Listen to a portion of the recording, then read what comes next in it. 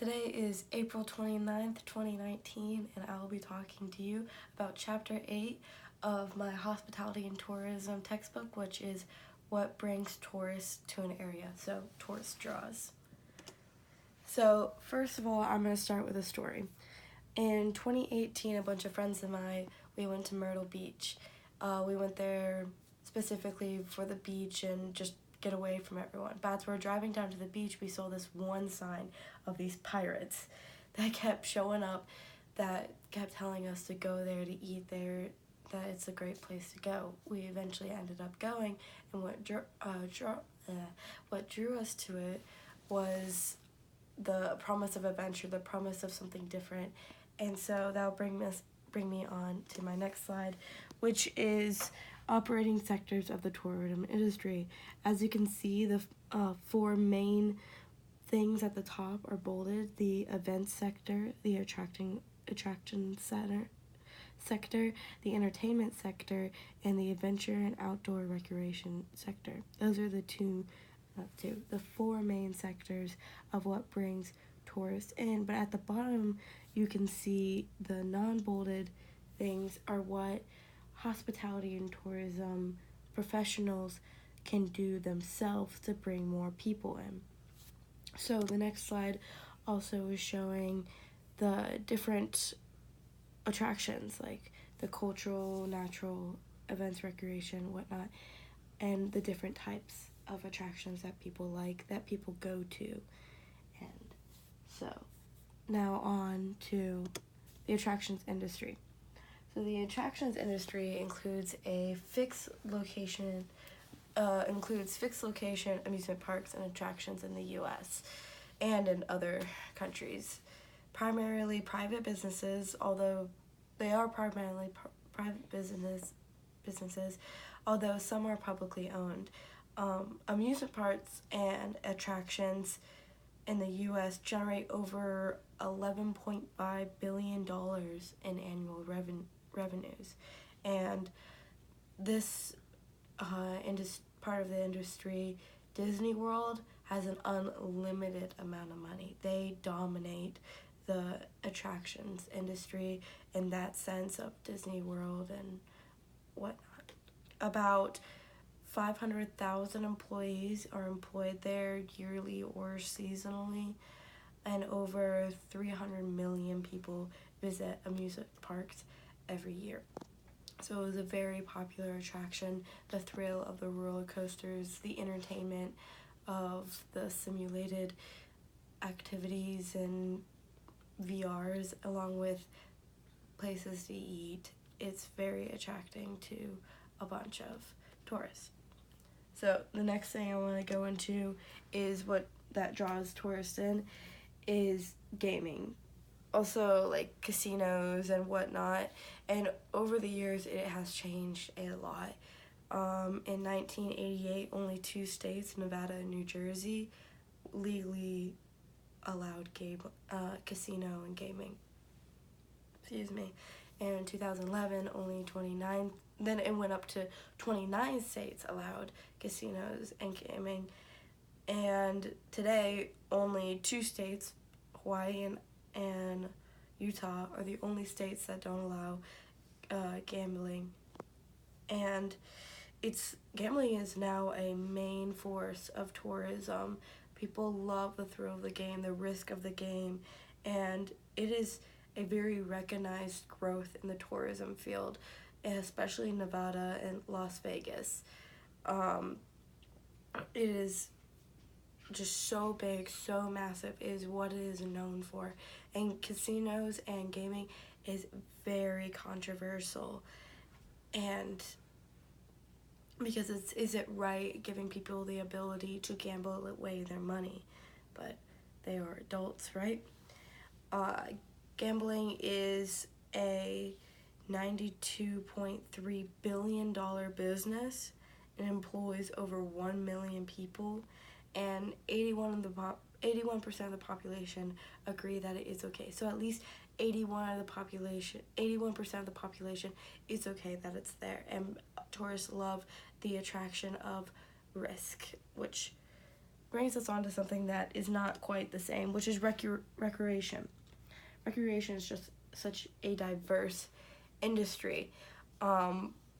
They spend over $400 million in expenditures each year. And that's because more people have more information nowadays to go to these places, more travel.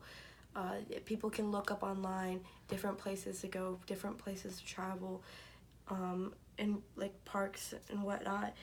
And so more people go. Recreation is a very broad over topic, and it involves parks, national and state level, which the U.S. national parks are the greatest tourist attractions in the U.S.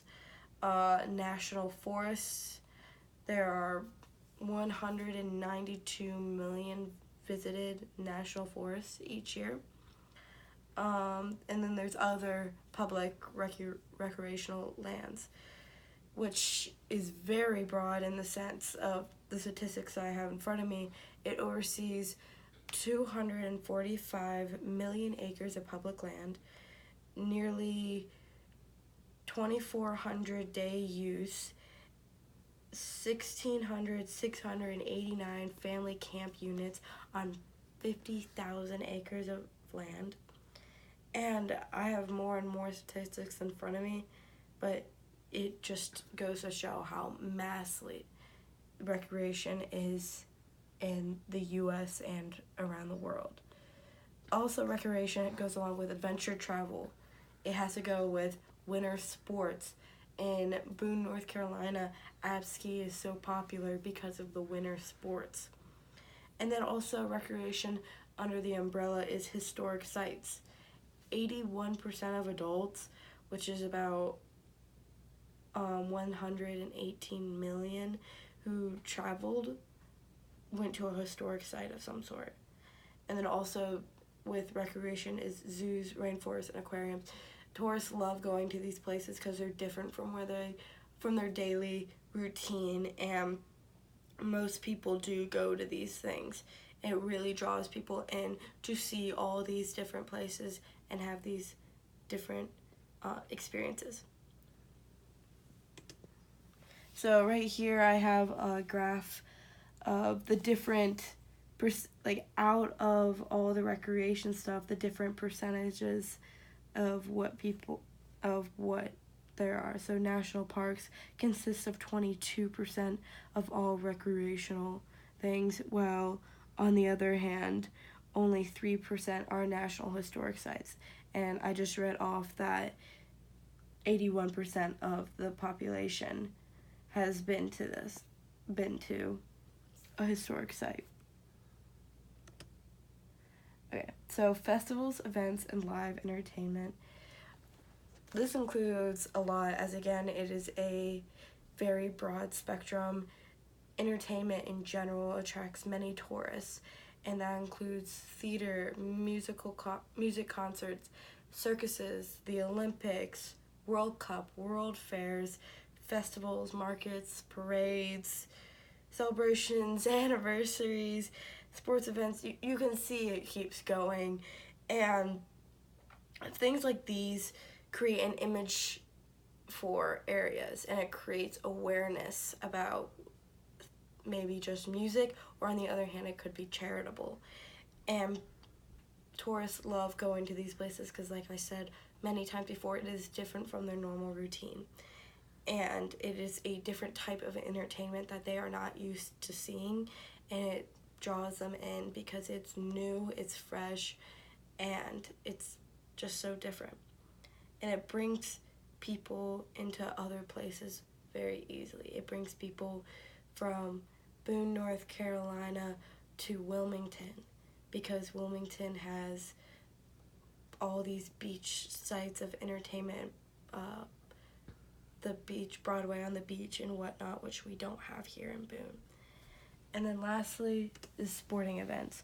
Sporting events, as you can see in this photo, this is in Charlotte, North Carolina, and though the stadium is not full, people traveled here from all over the place to see Dortmund and Liverpool play against each other. And there was someone who I was sitting next to who was there from Florida.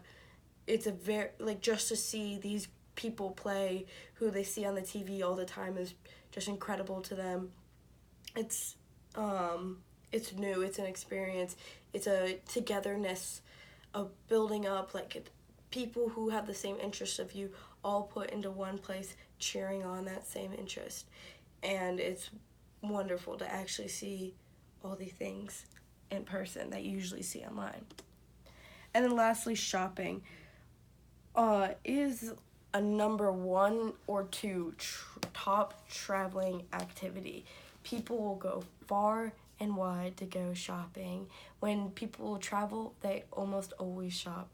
Hence the problem of tinkerization, where that comes into play, but also the everlasting memory of having an object from a place that you went to beforehand or a tourist has went to beforehand.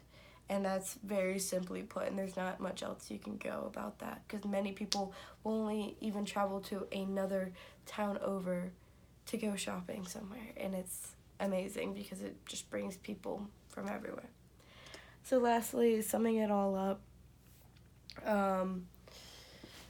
tourists are drawn by many different things that I've just went through, but however, they are drawn by many more things. They are also drawn by the cleanliness of an area. That's like drawn more to one location over another due to cleanliness. And there's more things that draw them there, but the main entertainment, the main things that are different from their normal routine is what draws them even more. And that's all. Thank you for coming to my TED Talk.